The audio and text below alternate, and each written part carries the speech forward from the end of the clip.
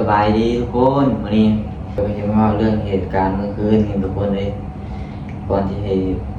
เกิดเหตุการณ์ไฟไหม้ทุกคนเลยที่ว่าทุกคนฟังไฟไหม้ที่ว่าเดี๋ยวทางหน้าโรงงานจะเป็นไฟยังก็รักษาไฟบ่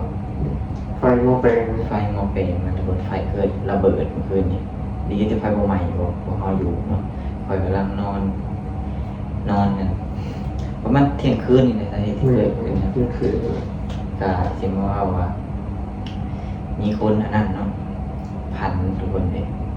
พันเย็นผู้หญิงอะไรก่อนมันที่เกิดเหตุเอาแต่ว่าขอให้อายเป็นนำโตก็นสบายดีเนาะไปซื้อวารักเนาะว่าไปติดตาม Facebook ไม่เนาะเปิดกระเห็นคลิปคือกัน เกี่ยวกับการกินอาหารนี่แหละแล้วก็ถ่ายวิวถ่ายยังไปเรื่อยๆเนาะเพื่อสร้างรายได้แบบว่าติดตามนี่เนาะเดี๋ยวให้น้องเพิ่นปักลิงก์ไว้ให้เนาะฝากไปติดตามอายเด้อเพราะว่าเพิ่นกำลังเฮ็ดคลิปสดดูว่าคลิปสดหรือคลิปเดียวกับวงกันในเดียวเอาคลิปเดียวเฮ็ดคลิปเกี่ยวกับกินอาหารอะไรคลิปสั้นๆเอาก็สิมาเข้าเรื่องที่ว่าคนเฮ็ดงานนำกันนี่นะทุกคนเอ้ยคือว่าเพิ่นก็เป็นผู้หญิงเพิ่นก็ได้พันก่อนที่เกิดเหตุการณ์มอเตอร์หรือยังก็เนี่ย หม้อแปลง มอเปงมันที่ว่ามันระเบิด หม้อแปลงไฟระเบิด เกินนี่ ไฟลุกท่วมเลยเนาะ อืม โอ้ยอันตรายเลยเมื่อคืนนี้ แบบว่านอนจะสะดุ้งตื่นดังแฮงเนาะ ดังเพลงนะนอนอยู่ในห้องจนตกใจฝ้าเปิดประ ไฟ ตู นี่ดับ มา เลยทุกคนเนี่ยอันนี้เขาที่ว่าแบบว่ามันเป็นเรื่องแบบ เรื่องความเชื่อของ ควา แต่ ม ละค เชื่ น อ เนาะ แม่นความเชื่อส่วนบุคคลโปรดใช้วิจารณญาณในการรับชมนะทุกคนอันนี้คอยกับไปได้ยินจากคนเพื่อนร่วมงานเห็นงานกัน ที่พักอยู่ตรงกลางห้องเนี่ย เขาก็ได้เล่าให้ฟังเนาะว่าเขาน่ะได้พัน เป็นคนเท้านุ่งสุดขาว ผมยาว ผมกับขาวเขาอะเพิ่นมาเข้าฟังเกิงรับเกิงตื่นนั่นแหละแบบว่าคล้ายๆเป็นพี่อัมคือบ้านเขาว่าแบบ เพิ่นน่ะขยับโตบ่ได้เลยเพิ่นนอนมันมากเลยว่ามันยืนอยู่บนอันบนนอนเลยทุกคนเลยมายืน อยู่ในตีนเลย อยู่ในตีนแบบว่าเพิ่นน่ะสิเพิ่นนอนกับผัวเพิ่นเนาะเพิ่นสิเอิ้นผัวเพิ่นก็ยังเอิ้นผัวขยับโตขยับได้ก็บ่ได้เอิ้นได้ก็บ่ได้แบบว่า คือเฮานอนอย่างว่าคล้ายๆแบบพี่อ่ำอะไรพี่อ่ำอะไรเนาะแบบนี้แบบว่าขยับโตบ่ได้สิเอิ้นผัวอย่างนี้ก็ เห็ดยังบ่ได้ เฮ็ดหยังบ่ได้แบบได้แต่จ้องนั่นนี่นะเพิ่นก็แทบจะพังเพราะว่าเพิ่นก็ตีงบ่ได้ทุกคนเพราะว่าผีผู้เฒ่าอะไรทุกคนผีผู้หญิงผู้เฒ่าก็ได้ว่าบ่ให้มานอนบ่นี่เนาะนี่พื้นที่ของเพิ่นบ่ให้มาอยู่ว่าอะไรก็เพิ่นก็จำบ่ได้ มันเป็นที่ของเพิ่นมาเพิ่นมานอนบ่ได้วันนี้เพิ่นห้ามนอนเนาะแต่เพิ่นคล้ายๆแบบแต่งตัวแบบเจ้าที่เขาว่าคล้ายๆแบบที่ของเพิ่นวันนี้ อันนี้เป็นความเชื่อส่วนบุคคลแต่ว่าร้อยจากนั้นเพิ่นก็สะดุ้งตื่นเพิ่นสะดุ้งตื่น กลัวเพิ่นปลุกเอา แม่ เพิ่นว่า เพิ่นก็บ่ได้สะดุ้งตื่นเพราะหยังเพิ่นไล่เพิ่นห้องขึ้นผัวมันก็เลยปลุกอันนี้เพิ่นจะตีมันก็เลยตื่นขึ้นมาเพิ่นนอนสักพักนึงโทษนึงมอไฟมองแปลงมันถูกระเบิดอันนี้นะ ไฟลุกท่วมเลยเมื่อคืนนี้แค่แม่ตั้งสติได้ถ่ายคลิปให้พี่น้องเบิ่งเลย เดี๋ยวสิขึ้นด้วยเบิ่งอันนี้นี่ข่อยถ่ายไว้อย่างนี้นี่ เดี๋ยวขึ้นให้เบิ่ง นี่ระหว่างนี้นี่ข่อยถ่ายเมื่อคืนนี้นะหลักฐานนี่มีนะมันใหม่มอเตอร์นะครับ เที่ยงคืนพอดีเลยเที่ยงคืนตรงเป๊ะเลยเนาะบ่เกินนั่นเลยเมื่อคืน แล้วก็พอทุกงานเศร้าทุกคนเนี่ยเพราะว่าเพิ่นก็คนที่งานกันเนี่ยมันเลยไปถามเจ้เนาะว่า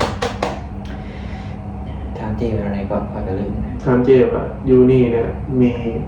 มีแปลว่าคนเสียชีวิตใช่บ่หรือคนตายใช่บ่คะเด็ก มี แล้วเจเพิ่นก็ได้บอกไปว่า เจ้าทีแห้งเป็นว่า แม่ มี เจ้าที่ ผู้หญิงผู้เฒ่านะได้เสียชีวิต ได้เสียชีวิตอยู่นี่เนาะปกติเป็นตอนแรกมันเป็นบ้านล้างของเพิ่นได้อยู่ แม่ เพิ่นว่า อันนี้เนี่ยดินที่เฮาบนของเฮาอยู่เดี๋ยวนี้นะเพิ่นเศร้าอยู่ได้ทุกคนแต่ก่อนที่เป็นป่าเนี่ยมีต้นมะม่วงใหญ่พวกนี้เขา ต้นมะม่วงใหญ่เนี่ยเป็นบ้านหลังหนึงกับบ้านหลังหนึงแล้ว ไม่ใช่ แต่ บ้าน มี ล่าง คนอยู่ เป็นบ้านล่างทุกคน แล้วมีแม่เฒ่าคนหนึงที่ว่าตายในนี้ขนาด อ๋อ แบบนี้เจ็บเป็นว่าเลย อย่างงี้อีกตามที่เนาะเพราะว่าเขาก็เลยไปถาม เฮากับบ่แม่นคนแถวนี้เนาะ แม่นคอย เรา ก็เป็น ตามเพิ่น คนลาวที่ว่าได้มาเฮ็ดงานฝั่งไทยเลยมันบ่แม่นถิ่นของเขาสิมาเข้าเรื่องที่ว่าเรื่องของข่อยที่ข่อยพบเจอมาเนี่ยทุกคนในอันนี้เป็นเรื่องความเสื่อมส่วนบุคคลเด้อทุกคนเนี่ยข่อยน่ะลงมาไทยติบิตัวหนึงเดี๋ยวว่าให้คนฟังข่อยน่ะไปเล่นห้องหมู่บ่แม่นห้องตัวเองเนาะไปนั่งเล่นแบบไปนั่งเล่นแบบ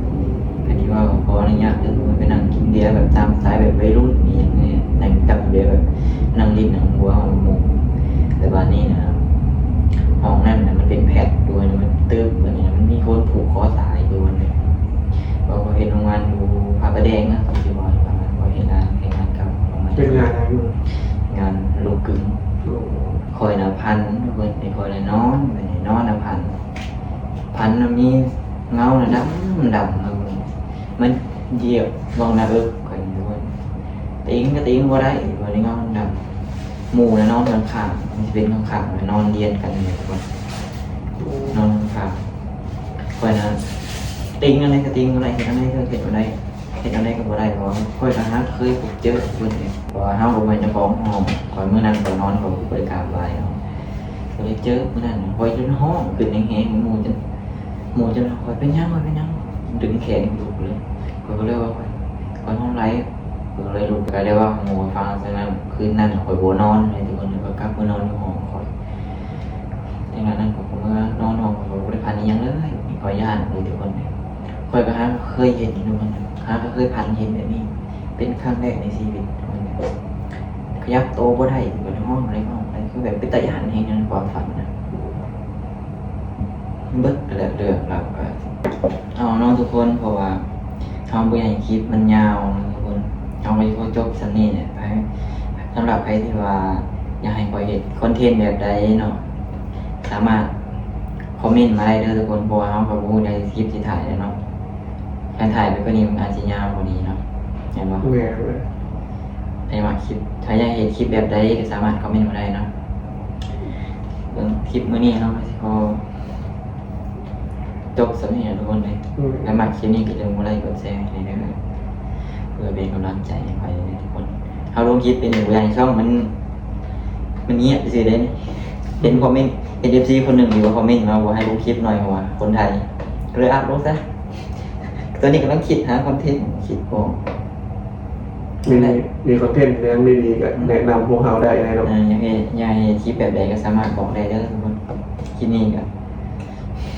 ได้มาคลิปนี้เรื่องอะไรก็แชร์กันได้